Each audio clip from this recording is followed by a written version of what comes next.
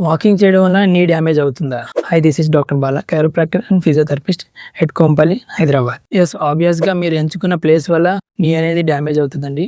ఎలాంటి ప్లేసెస్ లో చేస్తే డ్యామేజ్ అవుతుందంటే హార్డ్ సర్ఫేసెస్ మీద, సీసీ రోడ్స్ మీద, తార్ రోడ్స్ మీద, వీటి మీద చేస్తూ ఉంటే నీ అనేది డ్యామేజ్ అవుతుంది. ఎందుకు అవుతుంది అంటే డైరెక్ట్ ఫోర్స్ అనేది మోకాల మీద పడడం, హిప్ మీద పడడం, నడుము దాకా రావడం, వీటి వల్ల హీల్ పెయిన్, మోకాల నొప్పులు, హిప్ పెయిన్స్ ఇలాంటివి వస్తుంటాయి. కాబట్టి సాధ్యమైనంత వరకు గ్రౌండ్స్ లోని ట్రాక్స్ మీద, లేదంటే గ్రౌండ్స్ ఉన్న ఏరియాలో శాండ్ మీద, వీటి మీద వాక్ చేయడానికే చూడండి. మీరు ఎటువంటి మంచి షూస్ వేసుకున్నా, బ్రాండెడ్ షూస్ వేసుకున్నా, అలా వేసుకుని రోడ్ల మీద చేస్తా అన్నా ఇంపాక్ట్ అనేది కంపల్సరీగా నీ మీద పడుతుంది. ఇవి 1 or 2 days వేస్తే అవదండి.